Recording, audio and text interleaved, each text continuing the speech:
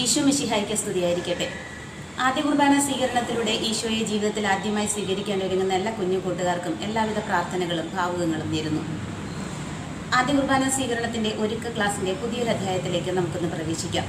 ഇന്ന് നാം ചർച്ച ചെയ്യുന്നത് കൂദാശകളെക്കുറിച്ചാണ്. എന്താണ് കൂദാശകൾ? 7 കൂദാശകളുണ്ട്. അവയുടെ ലക്ഷ്യങ്ങൾ എന്തെല്ലാം, അവയുടെ ഫലങ്ങൾ എന്തെല്ലാം എന്നൊക്കെയാണ് നാം ഇന്നത്തെ ക്ലാസ്സിൽ ചർച്ച ചെയ്യുന്നത്. വളരെ പ്രധാനപ്പെട്ട ഒരു ക്ലാസ്സാണിത്. എല്ലാ കുഞ്ഞുങ്ങളും ശ്രദ്ധാപൂർവം ഈ ക്ലാസ് ശ്രദ്ധിക്കുക. നന്നായി കൂദാശകളെക്കുറിച്ച് അറിഞ്ഞ് ഒരുക്കത്തോടുകൂടെ വിശുദ്ധ കുർബാന സ്വീകരിക്കാൻ ഒരുങ്ങാം. ഇന്നത്തെ ക്ലാസ്സിലേക്ക് ഏവർക്കും സ്വാഗതം. നാം അടുത്തതായി ചർച്ച ചെയ്യുന്നത് കൂദാശകളെക്കുറിച്ചാണ്.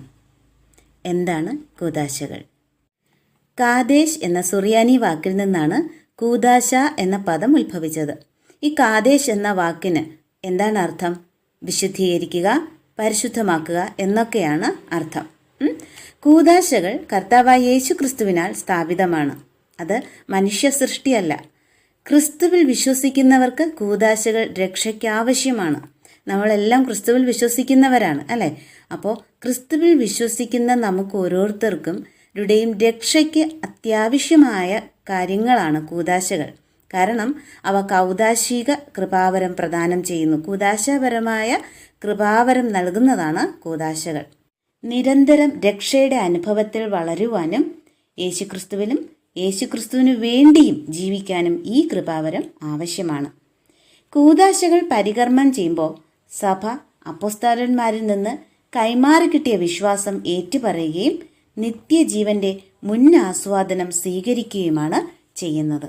ക്രിസ്തുവിൽ വിശ്വസിക്കുന്ന നാം ഓരോരുത്തരും നിത്യജീവൻ പ്രത്യാശിച്ചാണ് ജീവിക്കുന്നത്, അല്ലേ?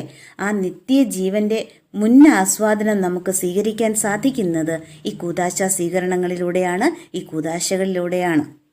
പാപത്തിന്റെ മുറിവുകൾ സുഖപ്പെടുത്തുവാനും ക്രിസ്തുവിൽ പുതിയ ജീവൻ നൽകാനും വേണ്ടി എന്നെന്നും ജീവിക്കുന്നതും ജീവൻ നൽകുന്നതുമായ ക്രിസ്തുവിന്റെ ശരീരത്തിൽ നിന്ന് പ്രവഹിക്കുന്ന ശക്തികളാണ് കൂദാശകൾ. നമ്മുടെ നിത്യരക്ഷയ്ക്ക് വേണ്ടി മരണത്തെ തോൽപ്പിച്ച് ഉത്ഥാനം ചെയ്ത് ഇന്നും നമുക്കായി ജീവിക്കുന്ന യേശു ക്രിസ്തുവിന്റെ ശരീരത്തിൽ നിന്ന് പ്രവഹിക്കുന്ന ശക്തികളാണ് കൂദാശകൾ.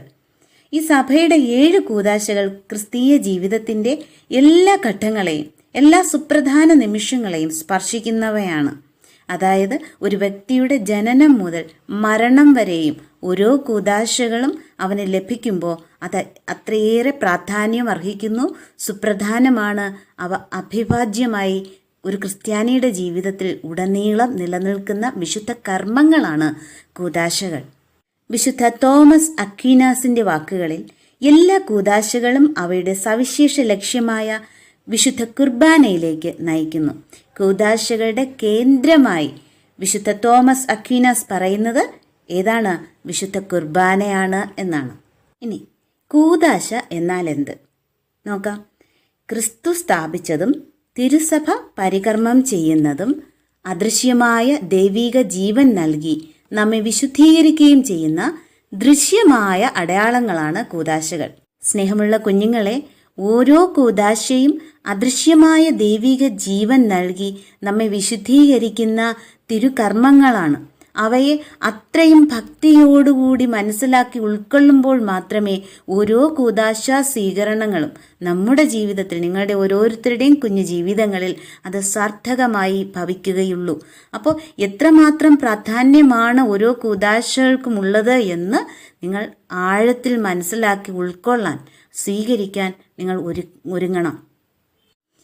കൗദാശിക അടയാളങ്ങൾ എന്നതുകൊണ്ട് എന്താണ് അർത്ഥമാക്കുന്നത് നോക്കാം. കൗദാശികമായ ആഘോഷം അടയാളങ്ങളും പ്രതീകങ്ങളും കൊണ്ട് നെയ്യപ്പെട്ടവയാണ്. അതായത് ഓരോ കൂദാശ കർമ്മങ്ങളും അതിൽ ധാരാളം അടയാളങ്ങളുണ്ട്, അതുപോലെ തന്നെ ധാരാളം പ്രതീകങ്ങളും ഉൾപ്പെട്ടതാണ് ഓരോ കൂദാശ കർമ്മവും. ഇവയുടെ അർത്ഥം, ഈ പ്രതീകങ്ങളും ഈ അടയാളങ്ങളുടെയൊക്കെ അർത്ഥം സൃഷ്ടികർമ്മത്തിലും മാനവ സംസ്കാരത്തിലും വേരുറച്ചതാണ്. പഴയ ഉടമ്പടിയിലെ സംഭവങ്ങളിലും ക്രിസ്തുവിലും അവിടുത്തെ പ്രവൃത്തിയിലും വെളിവാക്കപ്പെട്ടതാണ്. ഉദാഹരണമായി പ്രകാശം, ജലം, വായു മുതലായവ ദൈവത്തെപ്പറ്റി സംസാരിക്കുന്നു. അവിടുത്തെ മഹത്വവും സാമീപ്യവും സൂചിപ്പിക്കുന്നു. അതായത് ഈ പ്രകാശം, ജലം, വായു ഇവയൊക്കെ സൃഷ്ടിച്ചത് ദൈവമാണ്. അതുകൊണ്ട് തന്നെ അവയുടെ മഹത്വവും സാമീപ്യവും ഒക്കെ സൂചിപ്പിക്കുന്നു. അതുപോലെ കഴുകൽ, പൂശൽ, അപ്പം മുറിക്കൽ തുടങ്ങിയവ ദൈവത്തിന്റെ വിശുദ്ധീകരണ സാന്നിധ്യം സൂചിപ്പിക്കുന്നു. അതുപോലെ യേശുക്രിസ്തു തന്റെ പ്രസംഗത്തിൽ ദൈവരാജ്യത്തിന്റെ രഹസ്യങ്ങളെ അറിയിക്കാൻ സൃഷ്ടിയുടെ തന്നെ അടയാളങ്ങളെയാണ് ഉപയോഗിച്ചത്. അതുപോലെ ഭൗതിക അടയാളങ്ങൾ കൊണ്ട് രോഗശാന്തികൾ നൽകി. ഈ അടയാളങ്ങളെല്ലാം, അതായത് ഈ കൂദാശകളിലും ആവർത്തിക്കപ്പെടുന്ന ഈ അടയാളങ്ങളെല്ലാം ക്രിസ്തുവിലേക്ക് വിരൽ ചൂണ്ടുന്നവയാണ്. എന്താണ് കൂദാശകളുടെ ലക്ഷ്യം? മനുഷ്യരെ വിശുദ്ധീകരിക്കുക, ക്രിസ്തുവിന്റെ മൗതിക ശരീരത്തെ വളർത്തുക, ദൈവത്തിന് ആരാധന അർപ്പിക്കുക. ഇവയാണ് കൂദാശകളുടെ ലക്ഷ്യം. അതായത് ഓരോ കൂദാശയും മനുഷ്യരെ വിശുദ്ധീകരിക്കുന്നവയാണ്. അതുപോലെ തന്നെ ക്രിസ്തുവിന്റെ മൗതിക ശരീരമായ സഭയെയും സഭാത്മക കൂട്ടായ്മയെയും വളർത്തുകയും ഒപ്പം നിരന്തരം ദൈവത്തിന് ആരാധന അർപ്പിക്കുക. ഇവയൊക്കെയാണ് ഈ കൂദാശകളുടെ പരമമായ ലക്ഷ്യം. കൂദാശകളുടെ ഫലങ്ങൾ ഏവ? കൂദാശകൾ കൃപാവരം പ്രദാനം ചെയ്യുന്നവയാണ്. അതുപോലെ പാപങ്ങളിൽ നിന്ന് നമുക്ക് മോചനം നൽകുന്നതും കൂദാശകളാണ്. ദൈവിക ദത്തുപുത്ര സ്ഥാനത്തിന് നമ്മെ യോഗ്യരാക്കുന്നത് കൂദാശകളാണ്. ക്രിസ്തുവിനോടുള്ള അനുരൂപണം, സഭയിലെ ഭാഗഭാഗിത്വം ഇവയൊക്കെ നമുക്ക് ലഭ്യമാകുന്നത് കൂദാശ സ്വീകരണങ്ങളിലൂടെയും കൂദാശകളിലൂടെയുമാണ്. സ്നേഹമുള്ള കുഞ്ഞുങ്ങളെ, കൂദാശകൾ എന്തൊക്കെയാണ് എന്നും കൂദാശകളിലെ അടയാളങ്ങളും പ്രതീകങ്ങളും അർത്ഥമാക്കുന്നത് എന്താണ്, കൂദാശകളുടെ ലക്ഷ്യം എന്താണ്, അതിൻ്റെ ഫലങ്ങൾ എന്തൊക്കെയാണ് എന്ന് നാം വ്യക്തമായി മനസ്സിലാക്കിയാൽ മാത്രമേ ഓരോ കൂദാശയിലും നടക്കുന്ന അദൃശ്യമായ ദൈവിക സാന്നിധ്യം നമുക്ക് അനുഭവിക്കാൻ സാധിക്കുകയുള്ളൂ. കൂദാശകൾ എത്ര ഏവ? കൂദാശകൾ 7 എണ്ണമാണ് ഉള്ളത്. 1. മാമോദീസ അല്ലെങ്കിൽ ജ്ഞാനസ്നാനം. 2. മൂറോൻ അഭിഷേകം അല്ലെങ്കിൽ സ്ഥൈര്യലേപനം. 3. വിശുദ്ധ കുർബാന. 4. വിശുദ്ധ കുംഭസാരം. 5. രോഗീലേപനം. 6. തിരുപ്പട്ടം അല്ലെങ്കിൽ പൗരോഹിത്യം. 7. വിവാഹം. അപ്പോൾ ഈ 7 കൂദാശകളും നിങ്ങൾ കാണാതെ പഠിക്കണം. പ്രാരംഭ കൂദാശകൾ മാമോദീസ, സ്ഥൈര്യലേപനം, വിശുദ്ധ കുർബാന ഇവയെയാണ് പ്രാരംഭ കൂദാശകൾ എന്നറിയപ്പെടുന്നത്. ഈ കൂദാശകളിലൂടെയാണ് ക്രിസ്തീയ ജീവിതത്തിലേക്ക് ഒരു വ്യക്തി പ്രവേശിക്കുന്നതും ക്രിസ്തീയ ജീവിതം ആരംഭിക്കുന്നതും. മാമോദീസായാൽ വീണ്ടും ജനിച്ച വിശ്വാസികൾ സ്ഥൈര്യലേപനത്താൽ ശക്തിപ്പെട്ട് വിശുദ്ധ കുർബാനയാൽ പരിപോഷിതരാകുന്നു. സൗഖ്യദായക കൂദാശകൾ കുംഭസാരം, രോഗീലേപനം ഇവയെയാണ് സൗഖ്യദായക കൂദാശകൾ എന്നറിയപ്പെടുന്നത്. എന്താണ് സൗഖ്യദായക കൂദാശകൾ? പ്രാരംഭ കൂദാശകളിലൂടെ ലഭിച്ച നവജീവിതം. അപ്പോൾ പ്രാരംഭ കൂദാശകൾ ഏതാണ്? മാമോദീസ, സ്ഥൈര്യലേപനം, വിശുദ്ധ കുർബാന. അപ്പോൾ ഈ 3 കൂദാശകൾ സ്വീകരിച്ചതിലൂടെ നമുക്ക് ലഭിച്ച നവജീവിതം, പുതിയൊരു ജീവിതം. പാപം മൂലം ദുർബലമാവുകയോ നഷ്ടപ്പെടുകയോ ചെയ്താൽ സഭ വീണ്ടും കുംഭസാരം, രോഗീലേപനം എന്നീ കൂദാശകളിലൂടെ രക്ഷാകര അനുഭവത്തിലേക്കും സൗഖ്യത്തിലേക്കും ഒരു വിശ്വാസിയെ നയിക്കുന്നു. ഇതാണ് സൗഖ്യദായക കൂദാശകളായ കുംഭസാരം, രോഗീലേപനം ഇവയുടെ സവിശേഷത. ശുശ്രൂഷയുടെ കൂദാശകൾ തിരുപ്പട്ടം, വിവാഹം ഇവയെയാണ് ശുശ്രൂഷയുടെ കൂദാശകൾ എന്ന് പറയുന്നത്. ദൈവജനത്തിന്റെ ശുശ്രൂഷയ്ക്കുള്ള സഭയിലെ പ്രത്യേക ദൗത്യത്തിന് സവിശേഷമായ ഒരു കൃപാവരം പ്രദാനം ചെയ്യുന്നു ഈ കൂദാശകൾ. സഭാ കൂട്ടായ്മയ്ക്കും മറ്റുള്ളവരുടെ രക്ഷയ്ക്കും ഇവ പ്രത്യേകമാംവിധം സഹായിക്കുന്നു. നമുക്കറിയാം, കൂദാശകൾ 7 എണ്ണമാണുള്ളത്. അവയിൽ ഒരിക്കൽ മാത്രം സ്വീകരിക്കാവുന്ന കൂദാശകളുണ്ട്. അവ ഏതൊക്കെയെന്ന് നോക്കാം. മാമോദീസ, സ്ഥൈര്യലേപനം, തിരുപ്പട്ടം എന്നിവയാണ് ഒരിക്കൽ മാത്രം സ്വീകരിക്കാവുന്ന കൂദാശകൾ. ഇനി എന്തുകൊണ്ടാണ് ഈ കൂദാശകൾ ഒരിക്കൽ മാത്രം സ്വീകരിക്കാവുന്നവായിരിക്കുന്നത്? ഈ കൂദാശകൾ കൃപാവരത്തിന് പുറമെ മായാത്ത കൗദാശികമായ ഒരു മുദ്ര കൂടി നൽകുന്നു. അതുകൊണ്ട് ഈ കൂദാശകൾ ഒരിക്കൽ മാത്രമേ സ്വീകരിക്കാവുള്ളൂ. അതായത് മാമോദീസ, സ്ഥൈര്യലേപനം, തിരുപ്പട്ടം ഈ കൂദാശകൾ ഒരു വ്യക്തി സ്വീകരിക്കുമ്പോൾ ആ വ്യക്തിക്ക് കൃപാവരം ലഭിക്കുന്നതിന് പുറമെ ഒരു മുദ്ര കൂടി, മായാത്തൊരു മുദ്ര കൂടി ലഭിക്കുന്നു. അതുകൊണ്ട് ആണ് ഈ കൂദാശകൾ ഒരിക്കൽ മാത്രമേ സ്വീകരിക്കാവുള്ളൂ എന്ന് പറയുന്നത്. ഇനി മാമോദീസ. ആകയാൽ നിങ്ങൾ പോയി എല്ലാ ജനതകളെയും ശിഷ്യപ്പെടുത്തുവിൻ, പിതാവിൻ്റെയും പുത്രൻ്റെയും പരിശുദ്ധാത്മാവിൻ്റെയും നാമത്തിൽ അവർക്ക് ജ്ഞാനസ്നാനം നൽകുവിൻ. യേശു തന്റെ പരസ്യ ജീവിതത്തിന്റെ ആരംഭത്തിൽ സ്നാപക യോഹന്നാനിൽ നിന്ന് മാമോദീസ സ്വീകരിച്ചു. മാമോദീസായുടെ ദൈവാത്മക പ്രാധാന്യത്തെ വ്യക്തമാക്കുന്ന 2 ബൈബിൾ വചനങ്ങളാണ് ഇവ. നിത്യരക്ഷ ആഗ്രഹിക്കുന്ന ഒരു വ്യക്തി ഏറ്റവും ആദ്യമായി സ്വീകരിക്കേണ്ട കൂദാശ മാമോദീസയാണ്. ആ വ്യക്തി ആദ്യമായി പരിശുദ്ധാത്മാവിനെ സ്വീകരിക്കുന്നതും മരണത്തിൽ നിന്ന് ജീവനിലേക്കും സഭയിലേക്കും പ്രവേശിക്കുന്നതും ദൈവവുമായുള്ള ശാശ്വതമായ ബന്ധം ആരംഭിക്കുന്നതും മാമോദീസായിലൂടെയാണ്. ഈ കൂദാശയുടെ നിർവഹണത്തിലെ അനുഷ്ഠാനമനുസരിച്ച് ഇതിനെ ജ്ഞാനസ്നാനം എന്ന് വിളിക്കുന്നു.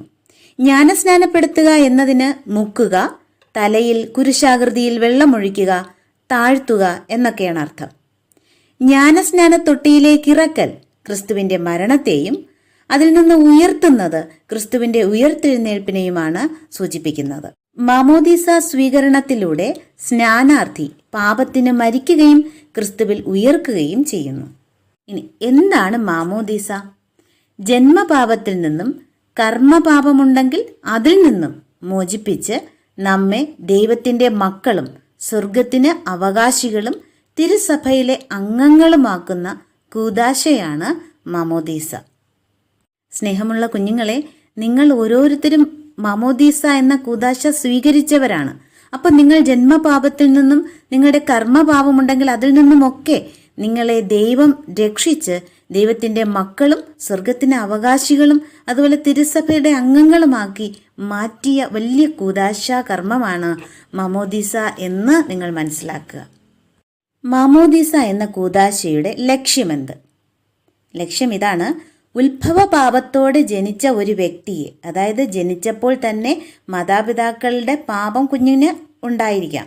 അപ്പോൾ ആ പാപത്തോടെ ജനിച്ച ഒരു വ്യക്തിയെ പുതിയ സൃഷ്ടിയാക്കുക, പരിശുദ്ധാത്മാവിൽ നവീകരിക്കുക, പ്രകാശത്തിൻ്റെ പുത്രരാക്കുക എന്നതാണ് മാമോദീസ എന്ന കൂദാശയുടെ ലക്ഷ്യം. അതായത് മാമോദീസ സ്വീകരണത്തിലൂടെ ഒരു മാമോദീസ സ്വീകരിക്കുന്ന ഒരു വ്യക്തി പുതിയ സൃഷ്ടിയായി മാറുകയാണ് ചെയ്യുന്നത്. മാമോദീസ എന്ന കൂദാശയുടെ ഫലങ്ങൾ ഏവ? മാമോദീസായിലൂടെ, അതായത് മാമോദീസ സ്വീകരിക്കുന്നതിലൂടെ ഉത്ഭവ പാപവും, അതായത് ജനിച്ചപ്പോഴുള്ള പാപവും, വ്യക്തിപരമായ എല്ലാ പാപങ്ങളും, ഒരു വ്യക്തി അറിഞ്ഞും അറിയാതെയും ചെയ്ത പാപങ്ങളും, പാപത്തിനുള്ള ശിക്ഷയും, ആ പാപം ചെയ്ത പാപത്തിൽ നിന്നുള്ള ശിക്ഷയും ഒക്കെ ക്ഷമിക്കപ്പെടുന്നു. ത്രിത്വൈക ജീവനിൽ പങ്കുചേരുന്നു, അതായത് പിതാവ്, പുത്രൻ, പരിശുദ്ധാത്മാവ്, ഈ ത്രിത്വൈക ജീവനിൽ നമുക്ക് പങ്ക് ലഭിക്കുന്നു. അതുപോലെ യേശുക്രിസ്തുവിനോടും സഭയോടും കൂടി ചേർക്കുന്നു. ക്രിസ്തുവിൻ്റെ പ്രവാചക, പുരോഹിത, രാജകീയ അധികാരത്തിലും അതിൻ്റെ ദൗത്യത്തിലും പങ്കുകാരാകുന്നു. പരിശുദ്ധാത്മാവിൻ്റെ ദാനങ്ങളും ദൈവിക പുണ്യങ്ങളും നമുക്ക് ലഭിക്കുന്നു. ക്രിസ്തുവിൻ്റെ മായാത്ത മുദ്രയാൽ നാം മുദ്രിതരാകുന്നു. അപ്പോൾ ഇത്രയും വലിയ ശ്രേഷ്ഠമായ ഫലങ്ങളാണ് മാമോദീസ സ്വീകരണത്തിലൂടെ നമുക്ക് ലഭ്യമായിരിക്കുന്നത് എന്ന തിരിച്ചറിവും ബോധ്യവും അനുദിനം നമ്മളിൽ ഉണ്ടായിരിക്കണം. എങ്കിൽ മാത്രമേ ആ വിശുദ്ധിയിൽ തുടർന്നും ജീവിക്കാൻ നമുക്ക് സാധിക്കുകയുള്ളൂ. മാമോദീസ നിത്യരക്ഷയ്ക്കുള്ള ഏക മാർഗമാണോ? നിത്യരക്ഷയ്ക്ക് മാമോദീസ ആവശ്യമാണെന്ന് യേശു തന്നെ പറയുന്നു. വിശുദ്ധ യോഹന്നാൻ എഴുതിയ സുവിശേഷം 3-ാം അധ്യായം അതിൻ്റെ 5-ാം വാക്യം. സുവിശേഷം സ്വീകരിക്കുകയും ക്രിസ്തുവാണ് വഴിയും സത്യവും ജീവനും എന്ന് അറിയുകയും ചെയ്ത എല്ലാവരെയും സംബന്ധിച്ച് ദൈവത്തിലേക്കും നിത്യരക്ഷയിലേക്കുമുള്ള ഏക മാർഗം മാമോദീസയാണ്. അതായത് സുവിശേഷം സ്വീകരിക്കുകയും ക്രിസ്തുവിൽ വിശ്വസിക്കുകയും ചെയ്യുന്ന ഒരു വ്യക്തിക്ക് ദൈവത്തിലേക്കും നിത്യരക്ഷയിലേക്കുമുള്ള ഏക മാർഗമാണ് മാമോദീസ. ആഗ്രഹത്താലുള്ള മാമോദീസ എന്നാൽ എന്ത്? ക്രിസ്തുവിനെയും വിശ്വാസത്തെയും കുറിച്ച് ആത്മാർത്ഥമായി അന്വേഷിക്കുകയും എന്നാൽ അറിയാൻ അവസരം ലഭിക്കാതിരിക്കുകയും മനസാക്ഷി അനുസരിച്ച് ജീവിക്കുകയും ചെയ്യുന്നവർ രക്ഷ പ്രാപിക്കും. ഇതിനെയാണ് ആഗ്രഹത്താലുള്ള മാമോദീസ എന്ന് പറയുന്നത്. അതായത് ക്രിസ്തുവിനെയും ക്രിസ്തീയ വിശ്വാസത്തെയും കുറിച്ച് അറിയണമെന്ന് ആത്മാർത്ഥമായി ആഗ്രഹിക്കുന്നു, പക്ഷേ അതിന് വ്യക്തമായി അറിയാനൊരു അവസരം ലഭിക്കുന്നില്ല. എന്നാൽ മനസാക്ഷി അനുസരിച്ച് നന്മയിലും വിശുദ്ധിയിലും ജീവിക്കുന്നവർ രക്ഷ പ്രാപിക്കും. ഇങ്ങനെ രക്ഷ പ്രാപിക്കുന്നതിനെയാണ് ആഗ്രഹത്താലുള്ള മാമോദീസ എന്ന് പറയുന്നത്. എന്തുകൊണ്ട് സഭ ശിശുക്കൾക്ക് മാമോദീസ നൽകുന്നു? അപ്പോൾ നിങ്ങൾക്ക് ഓരോരുത്തർക്കും നിങ്ങൾ ശിശുവായിരുന്നപ്പോഴാണ് മാമോദീസ ലഭിച്ചത് അല്ലേ? എന്തുകൊണ്ടാണ് അങ്ങനെ സഭ ശിശുക്കൾക്ക് മാമോദീസ നൽകുന്നതെന്ന് നോക്കാം. ശിശുക്കൾ ജനിക്കുന്നത് ഉത്ഭവഭാവത്തോടെയാണ്. അതിനാൽ തിന്മയുടെ ശക്തിയിൽ നിന്ന് സ്വതന്ത്രരാകേണ്ടതിനും ദൈവമക്കളുടെ സ്വാതന്ത്ര്യത്തിലേക്ക് നയിക്കപ്പെടേണ്ടതിനും സഭ ശിശുക്കൾക്ക് മാമോദീസ നൽകുന്നു. ഉത്ഭവഭാവത്തിൽ നിന്ന് സ്വതന്ത്രരായി ദൈവമക്കളുടെ സ്വാതന്ത്ര്യത്തിലേക്ക് ഒരു കുഞ്ഞ് നയിക്കപ്പെടുന്നത് മാമോദീസ എന്ന കൂദാശയിലൂടെയാണ്. അപ്പോൾ ഈ കൂദാശ സ്വീകരണത്തിലൂടെ ഒരു കുഞ്ഞ് ദൈവമക്കളുടെ സ്വാതന്ത്ര്യത്തിലേക്കാണ് നയിക്കപ്പെടുന്നത്. അവിടെ തിന്മയില്ല, വിശുദ്ധിയിൽ കുഞ്ഞ് വളരാൻ സാധിക്കുന്നു. മാമോദീസായിൽ വിശുദ്ധരുടെ പേരുകൾ സ്വീകരിക്കുന്നത് എന്തിന്?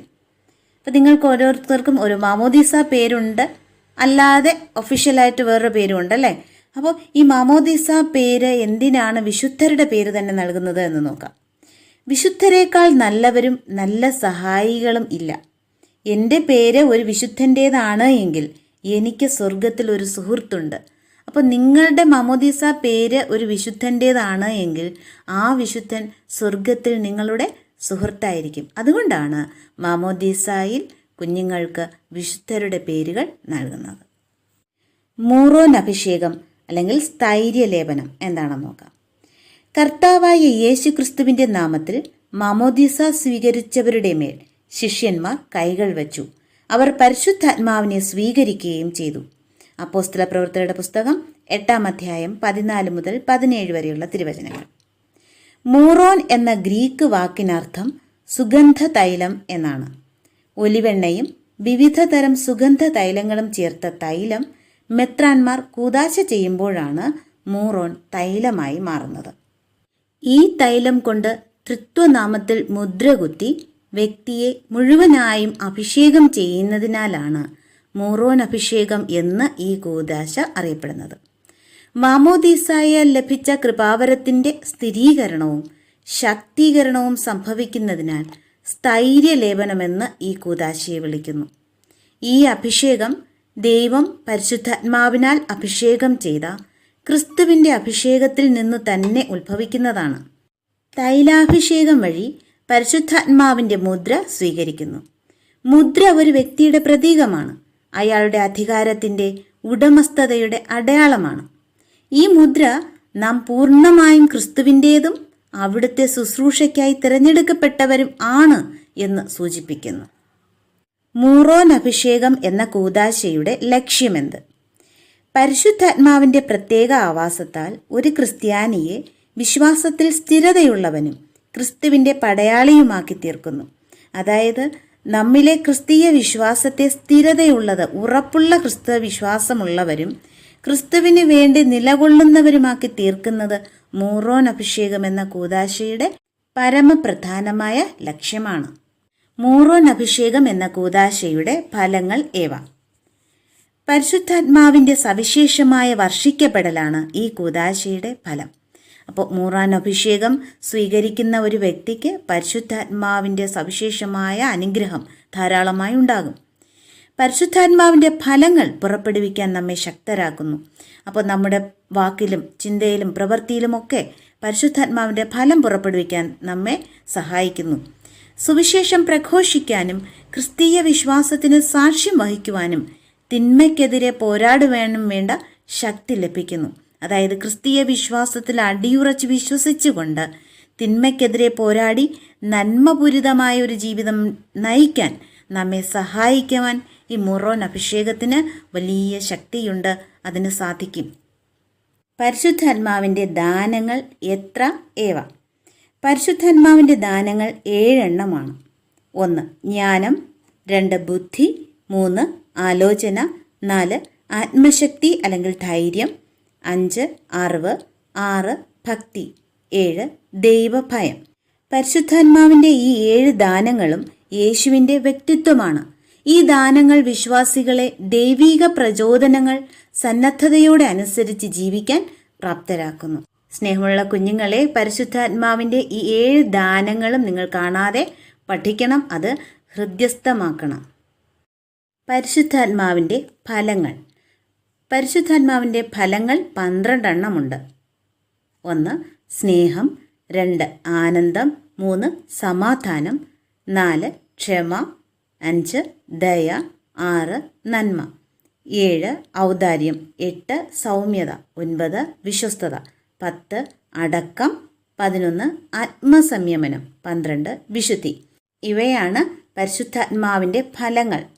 ഇവ യേശുവിൻ്റെ സ്വഭാവമാണ്. യേശുവിൻ്റെ ജീവിതത്തിൽ പ്രകടമായി നാം കണ്ട സ്വഭാവ സവിശേഷതകളാണ് ഈ 12 ഫലങ്ങൾ, പരിശുദ്ധാത്മാവിൻ്റെ ഫലങ്ങളും. ക്രിസ്തു സദൃശ്യരായി ജീവിക്കുവാൻ ഇവ നമ്മെ പ്രാപ്തരാക്കുന്നു. അപ്പോൾ പരിശുദ്ധാത്മാവിൻ്റെ ഈ ഫലങ്ങൾ 12 എണ്ണവും നമ്മുടെ ജീവിതത്തിൽ നാം പ്രാവർത്തികമാക്കിയാൽ ക്രിസ്തുവിനെ പോലെ, ക്രിസ്തുവിന് സദൃശ്യരായി ജീവിക്കുവാൻ ഇവ നമ്മെ സഹായിക്കും. പരിശുദ്ധാത്മാവിൻ്റെ വരങ്ങൾ. പരിശുദ്ധാത്മാവിൻ്റെ വരങ്ങൾ അനേകമുണ്ട്. സഭയുടെ ദൈവജനത്തിൻ്റെ വളർച്ചയ്ക്ക് വേണ്ടി ഉപയോഗിക്കാൻ ദൈവം നൽകിയിരിക്കുന്നവയാണ് വരങ്ങൾ. വരദാനങ്ങൾ ഉപയോഗിച്ച് ശുശ്രൂഷ ചെയ്യുന്നവർ വിശുദ്ധിയിലും എളിമയിലും ജീവിക്കണം. വരങ്ങൾ യേശുവിൻ്റെ ശക്തിയാണ്. പരിശുദ്ധാത്മാവിൻ്റെ വരദാനങ്ങൾ ഉപയോഗിച്ച് ശുശ്രൂഷ ചെയ്യുന്നവർ, അല്ലെങ്കിൽ പരിശുദ്ധാത്മാവിൻ്റെ വരദാനങ്ങൾ മനസ്സിലാക്കി അത് സ്വായത്തമാക്കുന്ന നാം ഓരോരുത്തരും നമ്മുടെ ജീവിതം വിശുദ്ധിയിലും എളിമയിലും നയിക്കുവാൻ പരിശീലിക്കണം. പ്രിയ കുഞ്ഞുങ്ങളെ, ഈശോയെ ജീവിതത്തിൽ ആദ്യമായി സ്വീകരിക്കാൻ ഒരുങ്ങുന്ന നിങ്ങൾ ഓരോരുത്തരും ഏറ്റവും അധികം വിശുദ്ധിയോടുകൂടെ പരിശുദ്ധാത്മാവിൻ്റെ ദാനങ്ങളും ഫലങ്ങളും വരങ്ങളും ഉൾക്കൊണ്ടുകൊണ്ട് നൈർമല്യവും വിശുദ്ധവുമായ ജീവിതം നയിക്കാൻ നിങ്ങൾക്ക് സാധിക്കട്ടെ. ആ വിശുദ്ധി എന്നും എപ്പോഴും ജീവിതാവസാനം വരെയും നിങ്ങൾക്കൊപ്പമുണ്ടാകട്ടെ എന്ന് ആത്മാർത്ഥമായി പ്രാർത്ഥിക്കുന്നു. എൻ്റെ പ്രിയ കുഞ്ഞുങ്ങളെ, ഇന്നത്തെ ക്ലാസ്സിലൂടെ നിങ്ങൾ കൂദാശകളെക്കുറിച്ച് വ്യക്തമായി മനസ്സിലാക്കി എന്ന് ഞാൻ കരുതുന്നു. കൂദാശകളുടെ പ്രാധാന്യവും അവ നാം ജീവിതത്തിൽ സ്വീകരിക്കേണ്ട പ്രാധാന്യവും ജീവിതത്തിൻ്റെ അന്ത്യത്തോളം കൂദാശകൾക്ക് എത്രത്തോളം പ്രാധാന്യം നൽകി നാം ജീവിതത്തിൽ അത് സ്വീകരിക്കണമെന്നും നിങ്ങൾ മനസ്സിലാക്കി എന്ന് ഞാൻ കരുതുന്നു. എല്ലാ കുഞ്ഞുങ്ങളും നിങ്ങളുടെ ജീവിതത്തിൽ സ്വീകരിക്കേണ്ട എല്ലാ കൂദാശകളും കൃത്യമായി സ്വീകരിച്ച് മുടക്കം കൂടാതെ സ്വീകരിച്ച് വിശുദ്ധിയോടെ ജീവിക്കാൻ പരിശ്രമിക്കുക. ആദ്യ കുർബാന സ്വീകരിച്ചതിന് ശേഷം നിങ്ങളുടെ എല്ലാ തുടർന്നുള്ള ജീവിതവും വിശുദ്ധി നിറഞ്ഞതാകട്ടെ എന്ന് ആത്മാർത്ഥമായി പ്രാർത്ഥിക്കുന്നു. ദൈവം നിങ്ങളെ സമൃദ്ധമായി അനുഗ്രഹിക്കട്ടെ.